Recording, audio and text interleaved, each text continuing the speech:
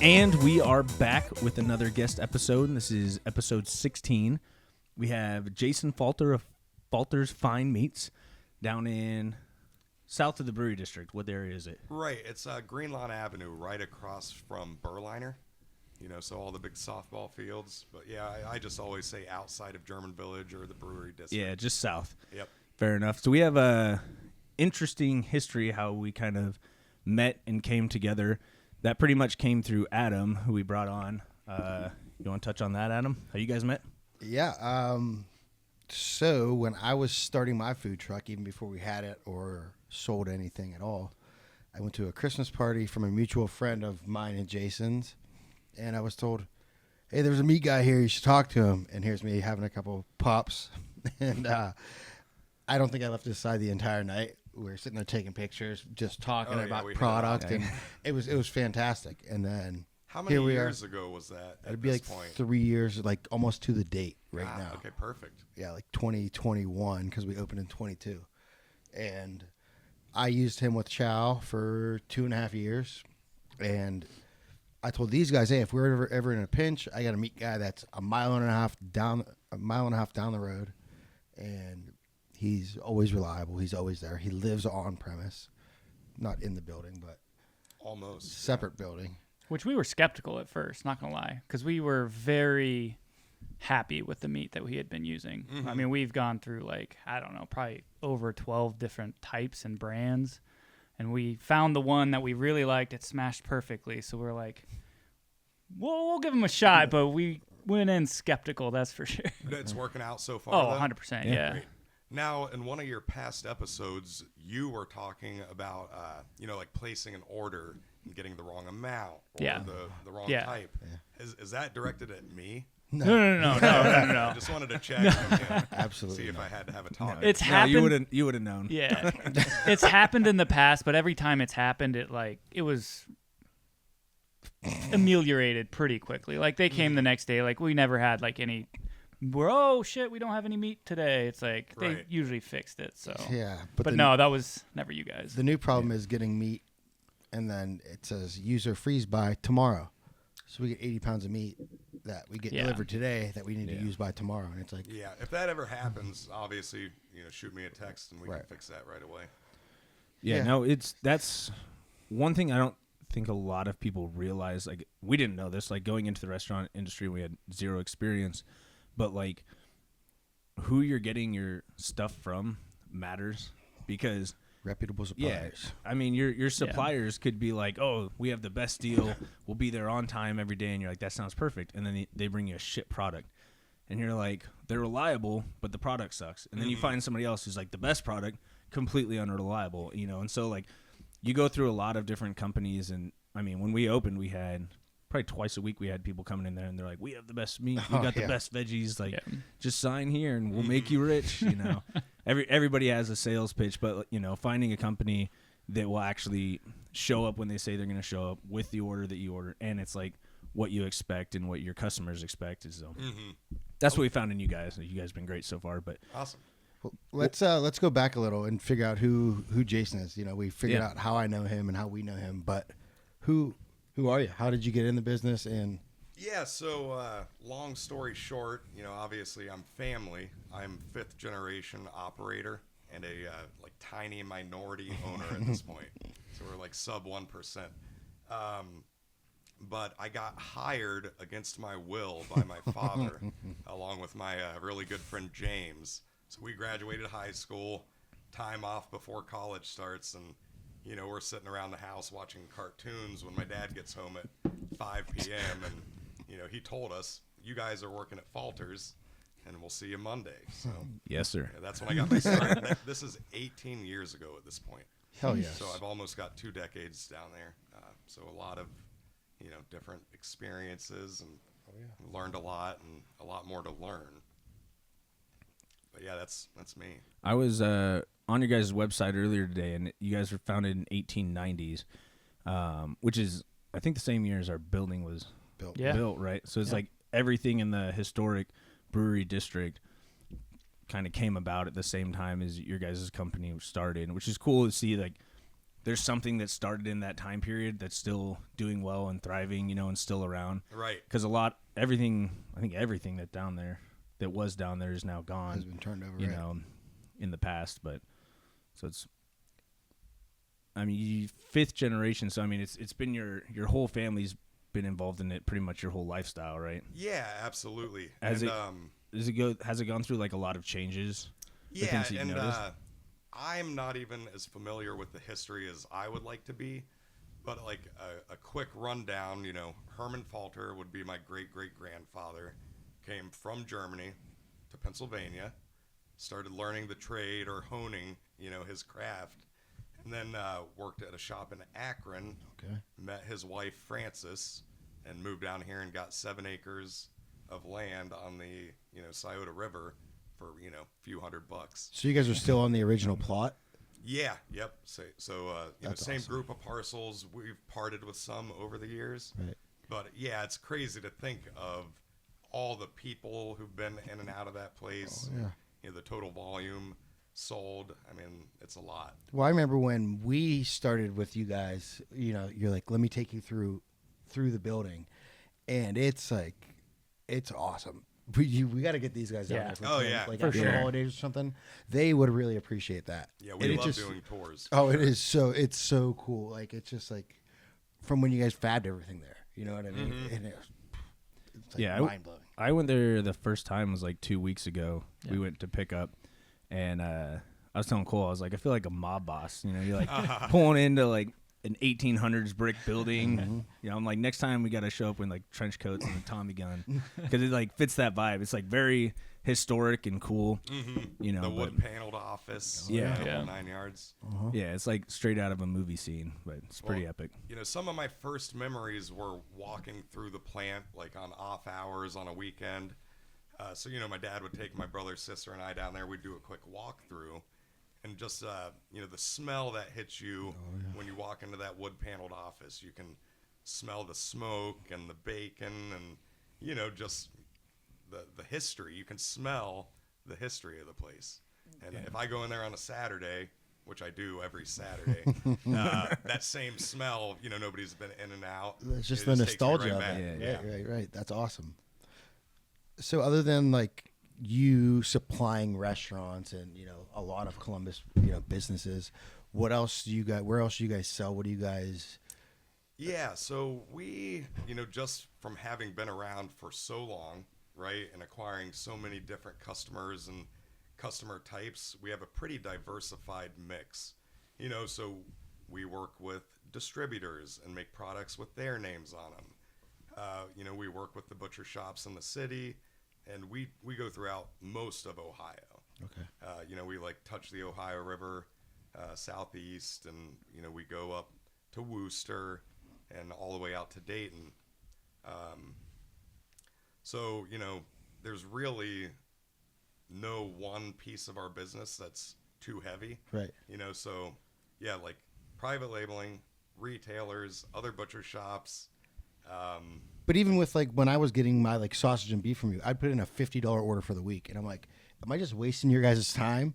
But it's cool that you are willing to go like that small, but also as big as you guys are. Right, and I think a part of that is, I'm I'm a gardener, right? So I like to plant seeds. Right. So for all I knew, Chow could have spawned a multi-million-dollar concept, and I would have been stupid to pass it up.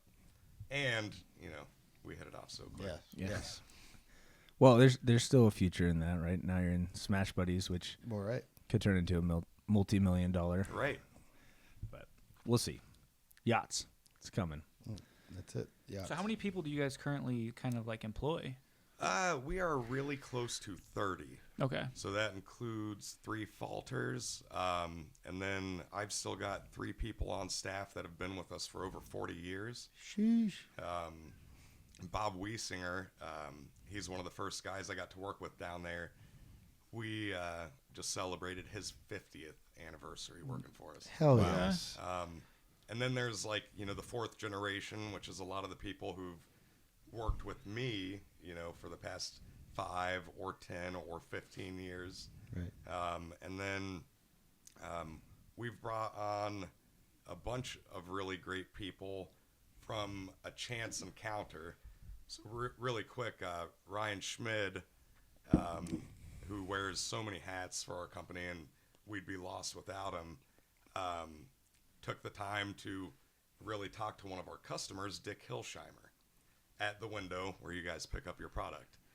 And from that interaction, they would talk every time he showed up. And he's retired Columbus Police Department, and he stays busy. So he said, "Are you guys hiring?" And a few months later, we hire him.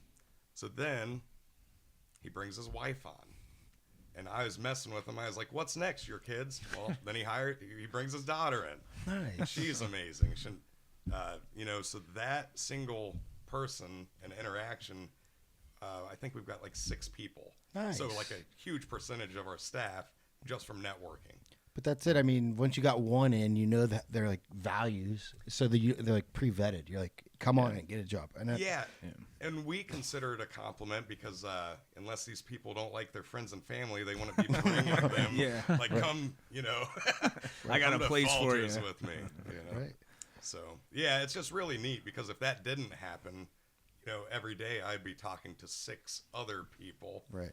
So we're really thankful for that.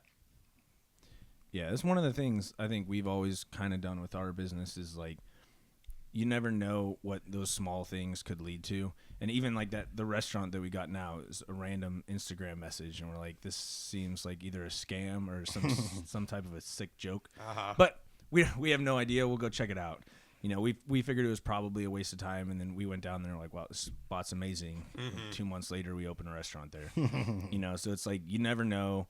You have to kind of be ready for all those random little opportunities, but also like pay attention to all of them. Right. If you're too much in your own zone and you're just letting things go and ignoring those small things, you're going to miss a lot of opportunities. Mm-hmm. Well, right. I mean, yeah, every opportunity isn't necessarily the best one, but you can make the best out of it. And look where we are, Yeah. Mm-hmm. Well, yeah, if you don't close off any of those doors before they open, right. You can absolutely get lucky here and there. And right. Stay open-minded and now roll the dice. Just to bounce back before you backtracked us, we were talking about the brewery district, like the German population down there. Columbus was a huge meat packing city. So, Falter's in 1890, the primary business was, the commodity of pork and beef. So you're killing hogs, you're killing cattle. But there were 6 other meat packers, like within a couple miles of 270. Mm-hmm. So, Chicago gets a lot of credit for being a meat packing city. But some of what we want to do at Falter's is get more vocal and say, so is Columbus. You're not going to come here and eat a Chicago hot dog. Right. Because, we've got our own way of doing things. Right. So that's going to be a part of our messaging going forward. We're a meatpacking city. So. And you're the last surviving, right? Yeah, I mean the originals, the last straight line surviving, in a similar fashion. Because we do a lot of different product categories, a lot of old-fashioned stuff, right? And we've got the ambition to, carve out our own market and get creative and do stuff like the Cheddar Devils. Oh, yeah. Mm-hmm. We're fans of those. Yeah, that's my pet project. All right. Yeah. What is it? What is a Cheddar Devil? It's a pretty, the idea is basic. It's a smoked sausage and cheese, jalapeno. But we had to make this recipe, remake it, maybe 20 times, because every time I made it, one of the guys would be like, there's just not enough cheese. So we're doing 5%. We tried 10%. Oh, 10%. You start going up, small amounts. I said, screw it. I'm done having not enough cheese. So it's 85%. Is it 20%? Yeah. I mean, but when you cut one of them things open, and we typically eat it on a hot dog bun they're or a hamburger dangerous, like if they're really hot, you can get a little bit of overspray, but it's good. Oh, they're fantastic though. Yeah, they're really good. They're really good. Burger dogs. Mm. But yeah, so we'd love to see those, in all of our local markets. Schumann's, Weiland's are carrying them. But, like Littleton's and a few others, we'd love to make sure they're always available to the public. So how do you get into a market Retail space. Is that a tough thing? Because I know that's what we're going to want to do with our Buddy Rub and our yacht sauce that we're going to be bottling soon. Well, as far as like all the local independent mom and pop shops, I can just ask them, if I can share their info, and that'll give you guys a direct line in that regard. Right. But when you get into, Kroger's and Giant Eagles, right, the entire game changes. There's so much bureaucratic paperwork on the back end. We work with City Barbecue. Right. We produce their sausages, and on their behalf, we went through this process. And I think Ryan and I and my brother worked for 6 to 8 months just to put everything in place.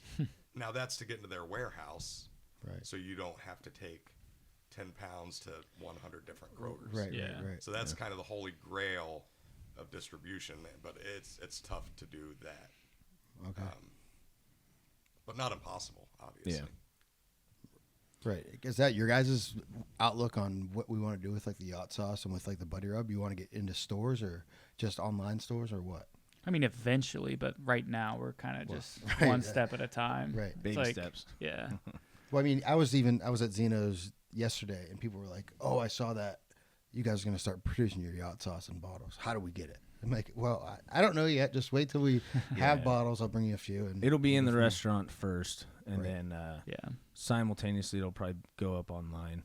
But that's the thing. Once we get it bottled, because we're using like the co-packager, Borrowed Land Farms. So since they're packaging everything, we'll be able to ship it nationwide too. So once we have it in the store, we'll be able to put it on our online store, and then we can ship it anywhere from there. Nice.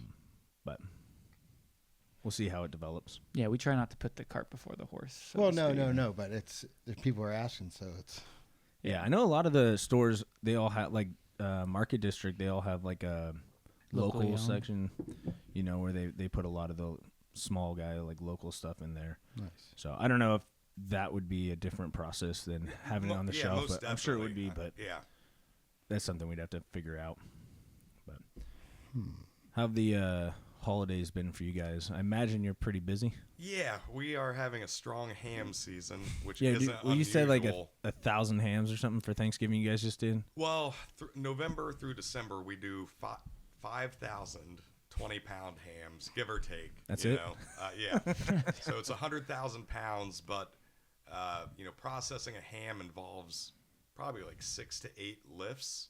So, everybody at work has collectively lifted 750,000 pounds, to get these hams onto dinner tables for the holidays. So I always say, we work really hard to pile up that money, and we burn it to keep warm January and February, because we all slow down during that time period. Right. But it is nice to get a breather before grill season picks back up. Are you guys? Is Easter big for you guys as well? Because I know a lot of people eat hams for Easter, but yeah, it's just we're built and used to doing the Thanksgiving, Christmas. Right. So Easter's just kind of like a refresher. Right. It's a couple weeks, get it done. Yeah. Yep. So definitely not as big of a deal. Do you have a favorite product that you make other than like the cheddar devil that you're like super hands on? And Yeah. I think one of the most unique and highest quality things we do is the bacon. And the reason for that is the process. So a modern factory is going to take a fresh belly from a hog. They're going to cure that via needle injection. It'll go into a tumbler for a couple hours, and then directly to their smokehouse, and they'll make bacon in 1 day.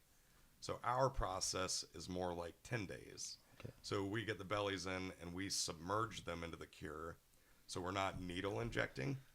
So that will naturally uptake the cure and the other ingredients. And we let it sit there for about a week. Okay. We agitate it. You make sure there's no spots that don't get cured. Then we hang it to smoke it. And then it goes into a cooler for another week. So there it kind of dries out. So when you buy Falter's bacon, you're not getting like a spongy, wet bacon that shrinks, to a quarter of its size. We've done most of the shrinking, as part of the process. So you're getting more flavor, better value because you're paying for less water, and it's just an old school process, so it stands out. And it's fire. Yeah, it's working. Yeah, keep it up. Yeah, if we can figure out how to advertise it, like we cure it in a tank. I don't think you call it tank bacon, but I'm looking for a way to explain to people why it is better. Well, just come eat it. Just go buy a pack at Kroger and eat it. And then, it's a valid method. Because you try to explain stuff to people and they tune you out after they just want to hear themselves talk to say, hey, well, what is this? I imagine there's some history and like there's a reason why you guys take the long labored process. Like obviously like the big national corporations are doing it to maximize time, efficiency, and money. You guys are kind of like going old school and doing it the right way. I think we just missed the boat on upgrading that expensive equipment. Now we can turn it around. Yeah. And be like, no. This is why. Yeah. But no, it's absolutely better than a mass market, one day bacon, So Dude, that's one of my favorites. That thick cut bacon there's something else. Yeah. And can we use that for the jalapeno popper when we do Oh that yeah, next absolutely. year? No, that's funny. Like we always said, like, wow, we didn't really want to do bacon on our burgers because like smash burgers, it's very bacon like texture. It like makes beef kind of taste like bacon almost, like very similar. And we're like, bacon doesn't really add much to it. It kind of gets lost. Then we started using it and found Falters and like, oh wow, I think we've done it on an exception here and there for a special 3 or 4 burgers already. Well, I said no ranch, no bacon, no avocado, and then we ran the bacon avocado ranch burger. So it was just everything that we said we weren't going to do. So how many Smash Buddies burgers are you guys eating per week? Oh, Jesus. Per week? About 2 a day. Really? Yeah, so probably about 10, depending on the week. 8 to 10 is standard average. Before Thanksgiving, I went on a burger fast, though. I went 6 days with no burgers. It was hard to watch. Right. He was withering away. No. Just all irritable. Nah. I believe it. That's 10 just at work, but honestly, like on my days off, I usually have at least one burger. Like I just go making around. them at home on your Black Zone? I usually go around and try different burgers in Columbus. Market research. Yeah. Perfect. Just sometimes I'm on driving by Amex. McDonald's. I'm like, ooh, McDouble sounds good right now. Yeah. We just released our Buddy Pounder. Yeah. Did you really? Yeah. Did you see that one? No. Yeah. It's one I think most people are used to. I don't know if I can say the name, but it's similar to a quarter pounder. Right. I'll bleep it out. Yeah. Right. But it's a Buddy Pounder. But It's easy. it's our version of it, significantly better. Every time, we don't eat it very often because normally we grill the onions and then like we chop them in the morning, grill them up, and then they're ready for the day. Is it the same like single, double, or triple? Is that the way you're offering it, or Standard is it? Yeah, it's standard like everything else, but it comes like double ketchup, mustard, pickles, and raw yellow onions on there. Yeah, I'll have to get over. But Simple, more easy. often. There's nothing to it, but it's fantastic. Nice. Yeah, I think it's like the in between our original and the All American. Mm-hmm. If you want just a couple veggies on there, ketchup, But it's the only mustard. burger that we offer that has ketchup on it. And people are like, It's where's true. the ketchup? Why is there a ketchup? Well, you don't need it unless you get a Buddy Pounder. But Or also, single. yeah, if you put ketchup on the All American, completely changes it. Yep. Sometimes I do it. I'm feeling crazy. I worked at McDonald's when I was like 16 to maybe 17 and a half. And one of my favorite things to make, you didn't have a lot at your disposal, but I would do the quarter pounder patty and then get the quarter pounder onions, get them on the griddle. And then I would just cover those in ketchup to make like a weird oniony sauce. And yeah, that was like my shift meal. Yeah, make it like a meatloaf. Yeah, it was interesting. We have to try one of those out. Yeah. I used to get the Big Mac with the quarter pounder patties on there. Ooh. Way better. It's hard to find a McDonald's employee that will do that for you though, because why you're like, not? bro, quarter pounder patties on a Big Mac, and They don't know the button on the computer to press. I can't do yeah, it. Sheesh. they're like, this is, I can't do this. Yeah. We're probably gonna get a cease and desist for this episode, but Yeah, I don't think any of them is going to watch this episode. Episode 16 and the last. yeah. So we have this. This is our buddy rub, and they advertise it as, the last rub your meat will need. Yeah. Yeah. So we have the rub for your meat. But do you know anyone that could beat your meat? The famous slogan that we definitely stole from another small meat packer back in the 70s. Those shirts are classic and everybody loves them, and we'll never stop making them. But, we need an alternative slogan, I think. What does the shirt say? It just says, you can't beat our meat. Haha. No, I'm here for it. Yeah, we're childish here. Do you guys have shirts yet?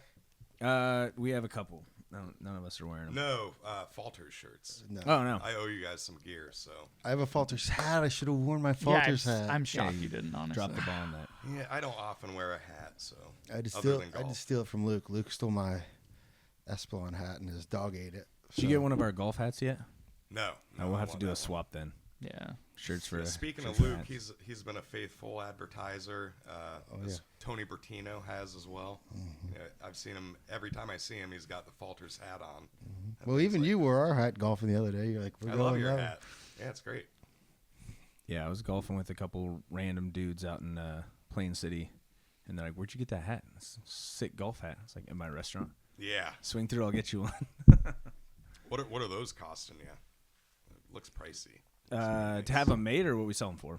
I mean, They We sell them for 25. It costs about 17 to get them made. that's not Yeah. bad. yeah, because they depends on what all like we get. So we Yeah. have what 4 different hats? 4 now. Four, 4 hats and a beanie. Wait, no, So 5. 5 hats with it. Yeah, with the beanie is 5. Yeah, 4 hats and a beanie, but they're all like different price range. Yeah. So like I think the dad hats, those ones are like the cheapest. The are my favorite. the golf hats and the Flat flat bill. bills are the most. Those ones I think are almost $20. Mm-hmm. But I think it averages over all the hats because we always buy them in a bundle. So we get like 60 at a time or something. So it averages at like 17 or 18 bucks a pop. Hoodies are horribly expensive to Yeah. have custom made. Oh, yeah. I mean, they're like $45-$50. Yeah. I think our T-shirts pre-COVID were like 11 or 13, and now it's 21. Yeah. Yeah, we hardly make anything on any of the merch. And we do better in the restaurant, but when you add shipping and all that stuff like on e-commerce stores, it's all like has to be volume. Right. Or I mean, you can get your prices down when you buy 1,000 of something, but we're gonna be sitting on $11,000 of T-shirts. Yeah, exactly, and then Can't waiting pay for them to Falters sell. for the so, beef. Right. It's a Right. bad situation. Yeah, but we were. Go. Yeah, Go. I was gonna say we were surprised. I mean, getting back to meat when we started the food truck. I mean, at least for me, 80-20 beef was 80-20 beef. Mm-hmm. If I didn't know anything different, and I'd never made smash burgers before, and I think it's specifically the style that we do and how we make it is why it matters so much. But we went through, like Cole was saying, several different brands or businesses or butchers or wherever. We tried everything. Testing the market out there and seeing what's there and what's the best.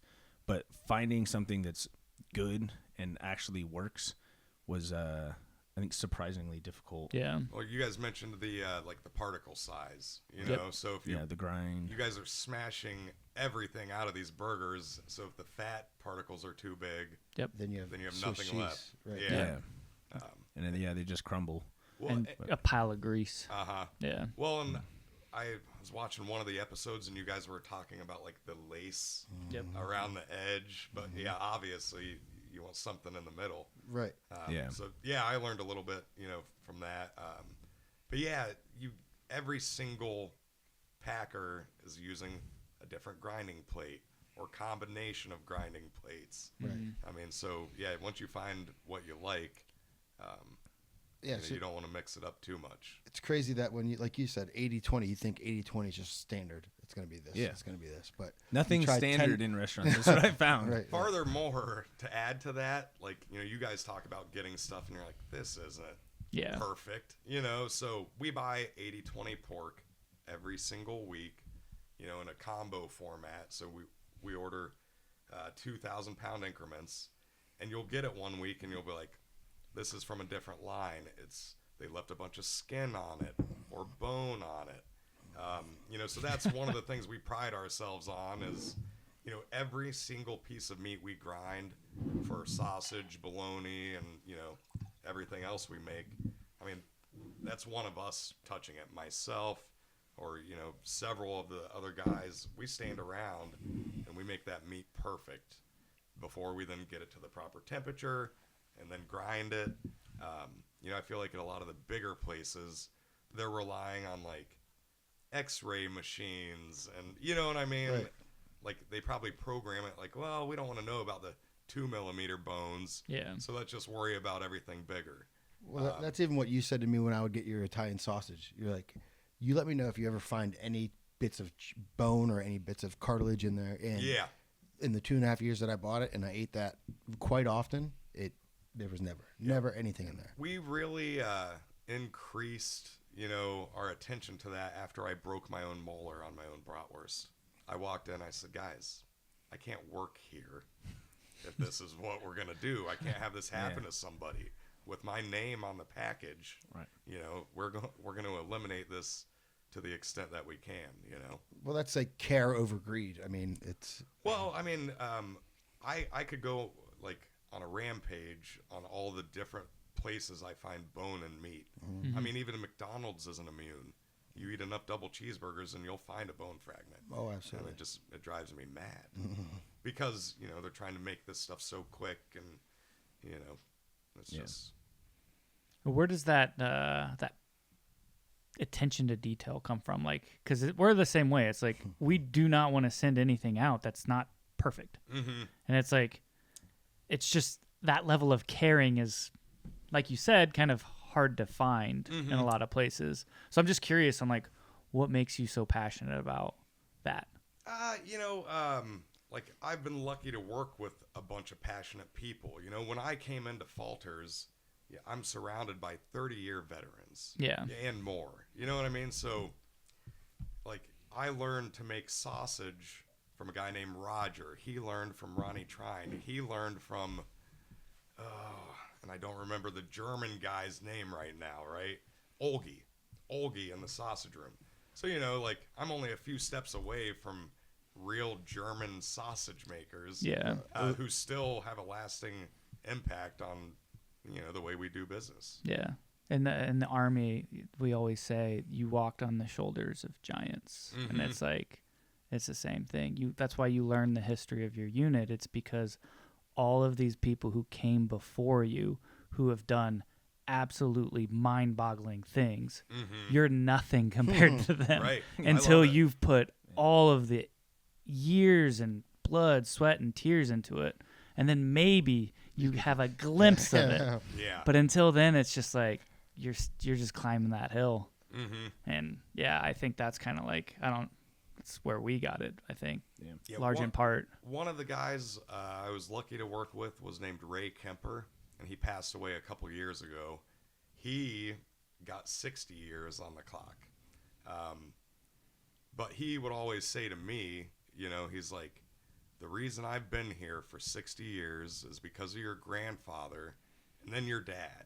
You know, so my dad's younger than him, but I've adopted this into my management philosophy because Ray would say, your dad would never ask me to do something that he wouldn't do himself 100 times. Yeah. And I've eliminated products and processes because I personally hated them. So I wasn't going to stand by and be like, you guys do it. I'm not touching that.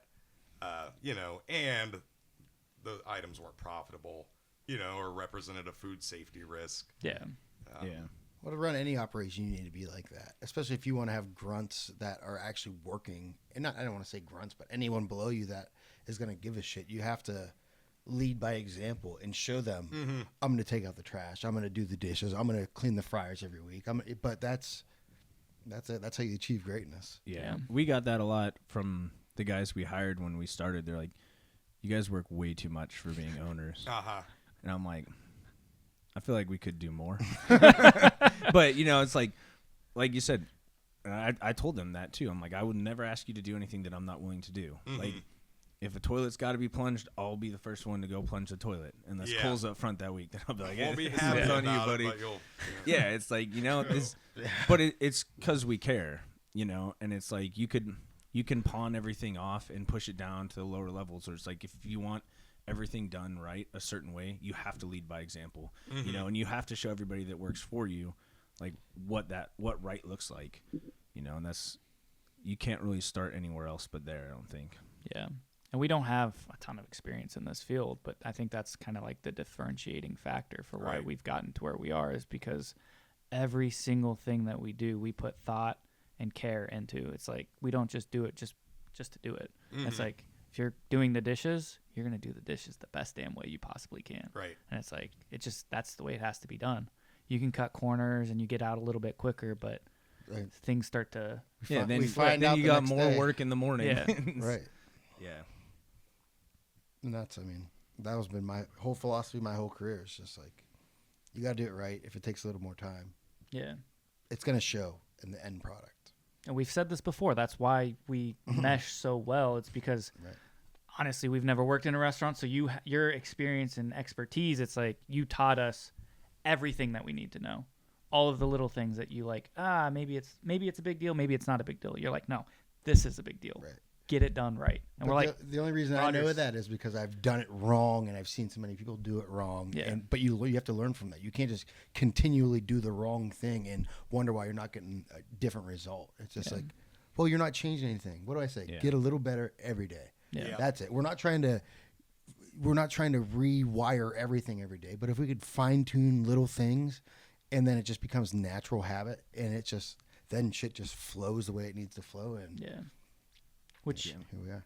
sometimes it feels like a curse, but I honestly think it's a little bit of a blessing that we've had a slow period, because it's like that's when you hammer all of your processes. Oh, right. If you're busy all the time, things start to slip, and you're like, we'll just do the important things, and the less important things can go by the wayside. But discipline is built from the ground up, and if you don't have that base level, the whole shit falls down. Well, right. If it's chaos at all times, then something that was put on the back burner to do is never going to get done. And then a couple weeks down the road, you'll figure that out. Yeah, those little things become big things really quickly. Right. Yeah. Well, and it's tough when you're responsible to make business improvement, but you're doing the job and you're thinking, but your hands are greasy. Yeah. You don't have time to take the note. I mean, I probably have 3,000 notes in my phone, but that's one of my flaws. Is I feel like I'm just starting to realize I've been hoarding responsibility for no reason. You know what I mean? Like, I'm gaining more and more trust in my crew. We're building the best team we've ever had. And, I have a lot of one-on-one talks like, guys, 2025, we're going to step it up. We're going to share responsibilities. And, I think we can make a huge impact on Columbus. And by we, I mean Smash Buddies. All of us. My 100 other customers that are, independent, locally owned, and let's make it our city. Yeah. Yeah, I think you also hurt your employees or the guys working under you if you take too much burden on yourself. Like if I know this like from our kitchen, if we're doing everything and then the guys we hire to do that stuff are standing there watching all the time because we're just like, I can do this, I got it, I don't mind. Because you're going to do it twice as quick. Right. And then it's like, but at a certain point, you're hindering them from growing and becoming better in what you want them to be. Right. Because you're taking too much on your own, And so, like, we noticed that in ourselves because we're all workaholics and we like things to be perfect. And so, I think there's a point where, like, we got to step back and, like, really focus on training and having things done the way we want it, but teaching the guys to do it. And then it gives them a sense of accomplishment when we're putting trust in them, to do things and showing like you've been here long enough to know how to do this. We trust you to do it. So it's like you're handing off those responsibilities to your guys. Right. Well, and as small as you guys are, right, starting off, and I'm tiny in the sea of the meat market.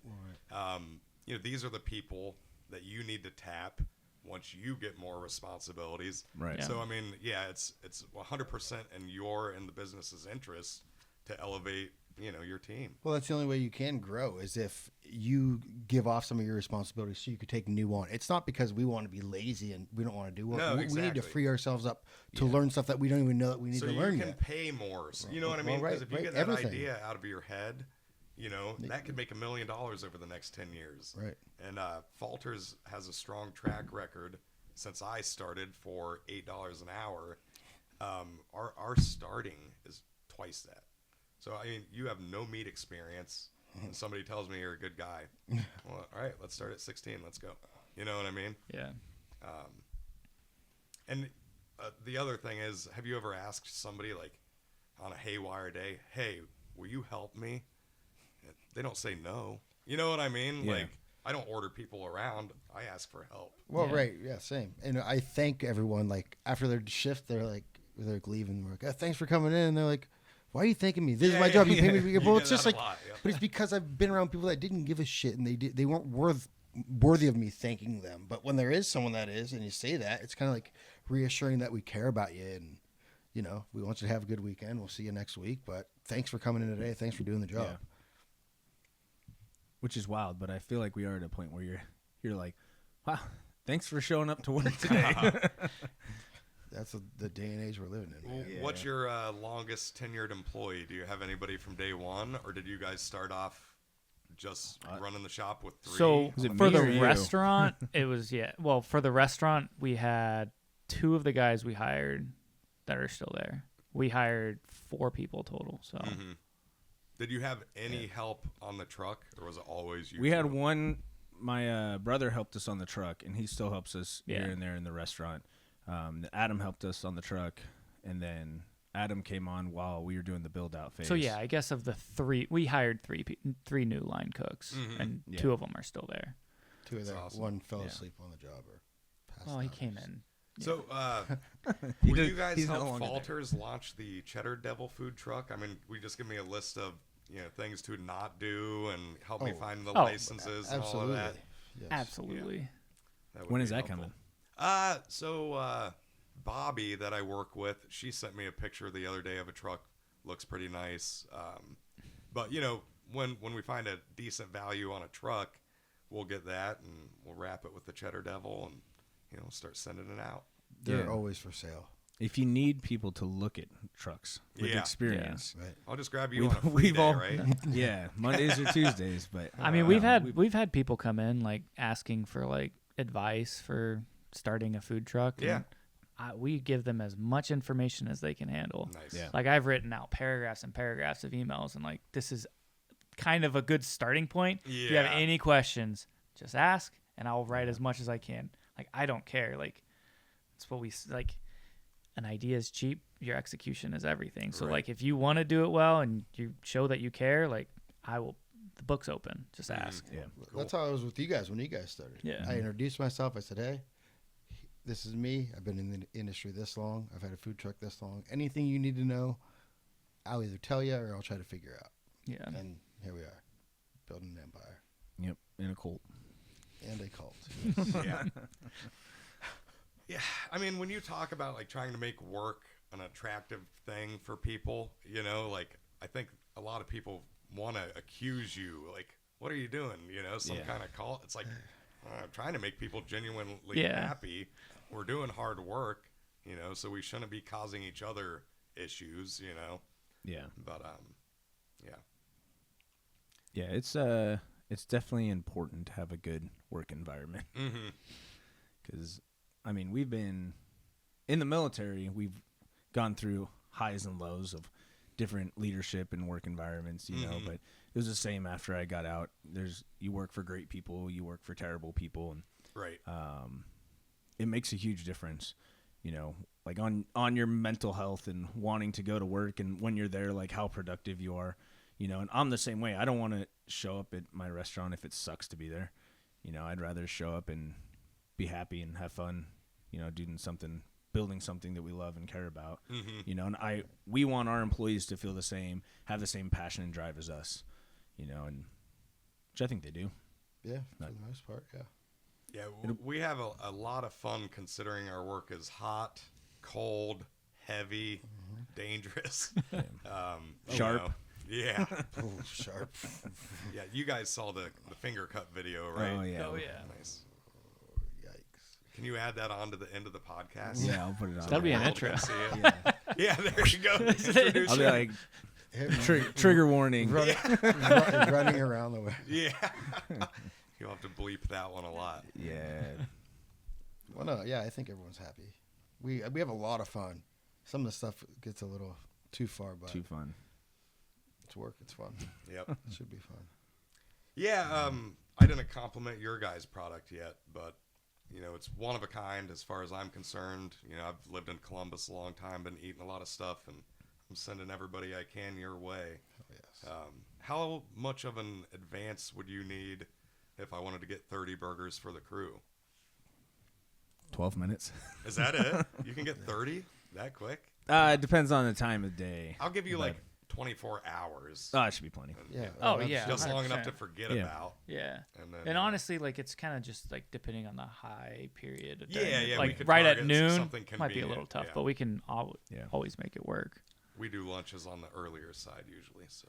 Like Well, yeah, we can I even get think there a little one early, time too. during lunch or like one of our busy periods, we had a $200 like DoorDash come Yeah, in. that came in at 10:45. Yeah. Wasn't that like 20 burgers or something? Yeah, like Or 20 20 different burgers orders. and a bunch of tots, and Yeah. we were But able also to make what it you guys work. did for your Nice. guys' people too. Was that a Yeah. Sunday for the Mhm. Indy race or something, or Formula One race? Yeah. That was a big NASCAR. order. Oh yeah, that's right. Yeah.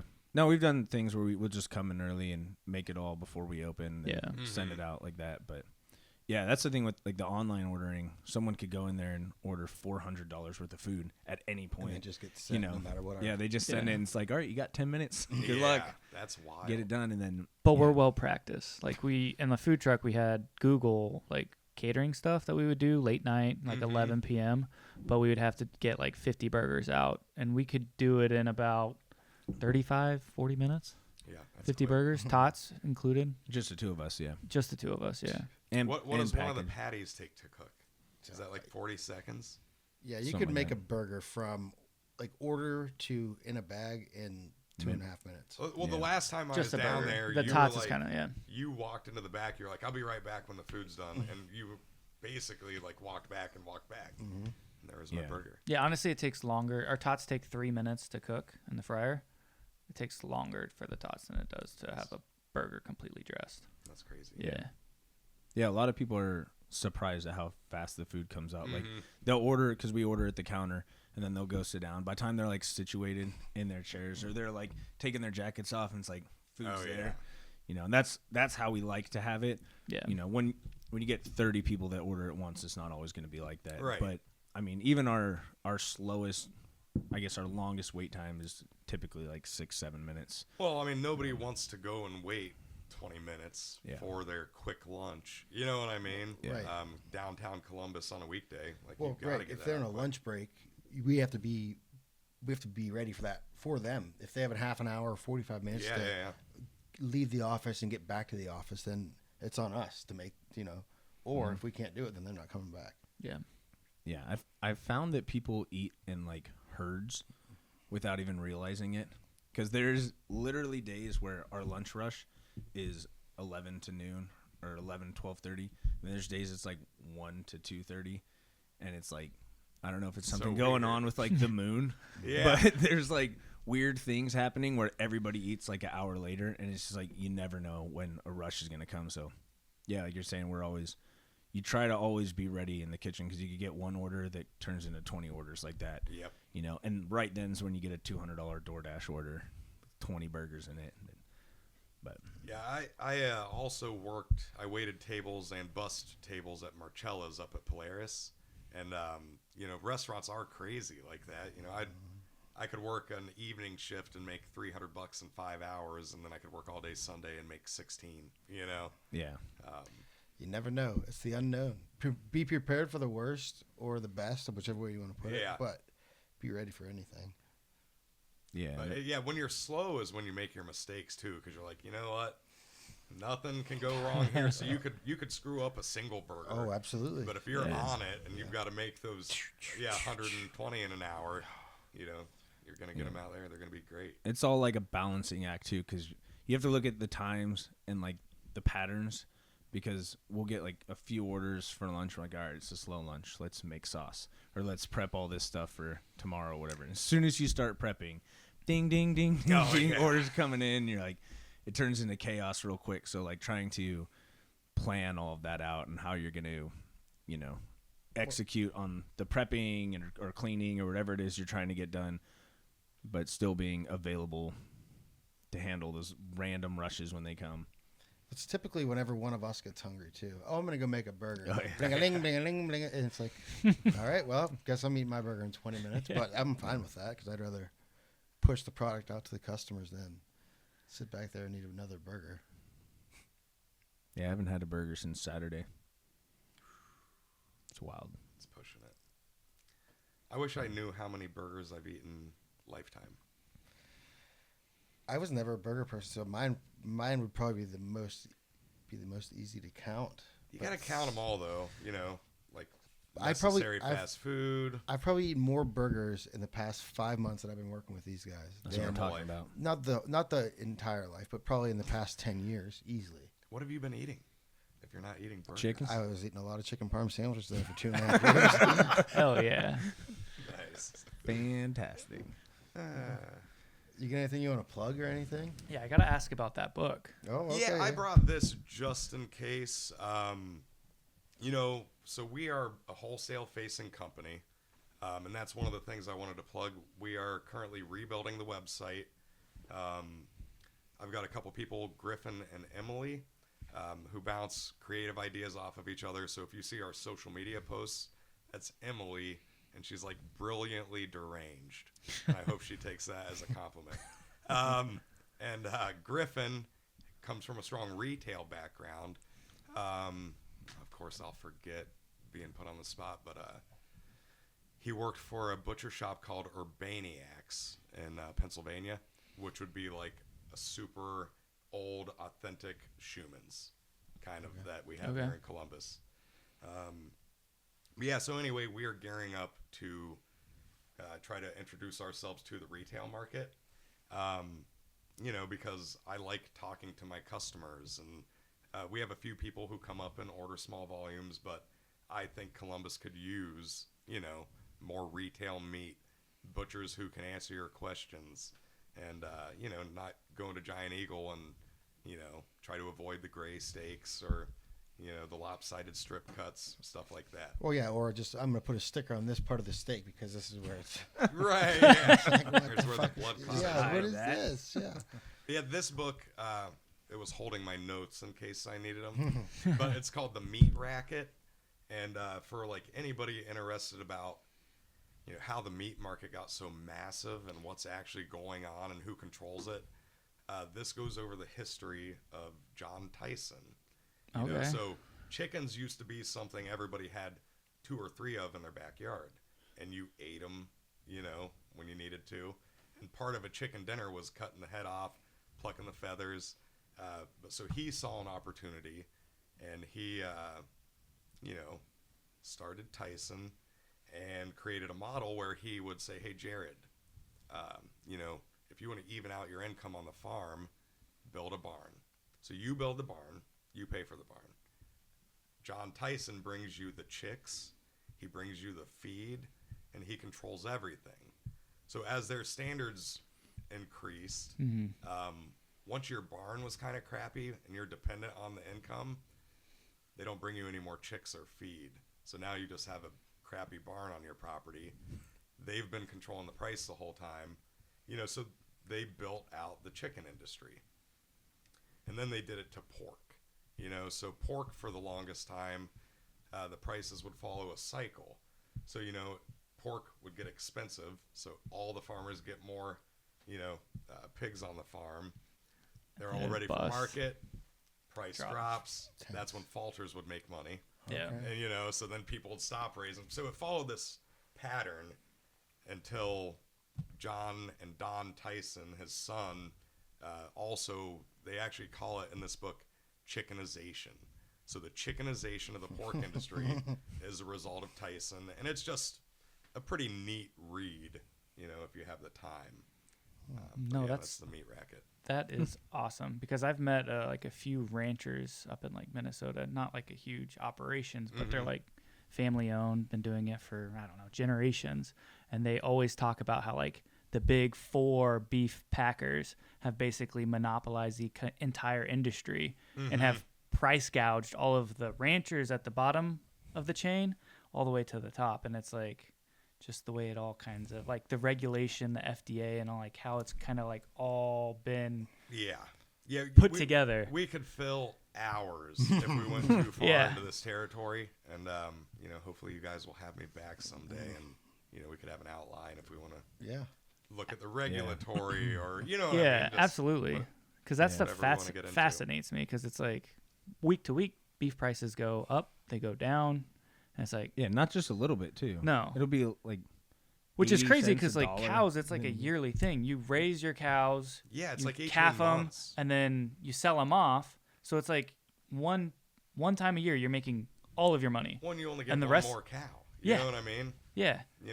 With a but sow, it fluctuates so much. Oh yeah, you get 13 new piglets every, I don't know how many days they gestate. Right. But I mean, one of my biggest fears is the beef market. Okay. And if eventually beef is going to be, a millionaire only meat, you know what I mean? Because, when I started 18 years ago, brisket was like $1.29. Yeah. Okay, now it's $7. So you take every beef femur bones, used to be 49 cents. Now they're $2.49. Yeah. So while, like what I would have expected to happen is that steaks would have just gone up and carried, $40 a pound. But no, they've been sneakily charging more for the lower end. Yeah. But and it's more than that. Like, I've got opinions that meat has been too cheap all along thanks to farm subsidies, yada yada yada, but I'm not a scientist, and it's not fact. It's just opinion. Well, this isn't a podcast about facts. Right, yeah. We're not qualified to talk facts on this podcast. For all of our listeners out there. Yeah. Our opinions are right, but we're not going to... Yeah, my opinions are always right. Call them facts. Well, got anything else? I think we're good. Yeah, I'm happy.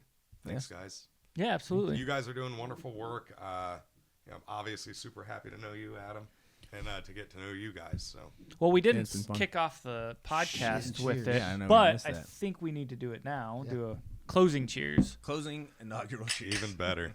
All right. And that's a wrap. Smash you later.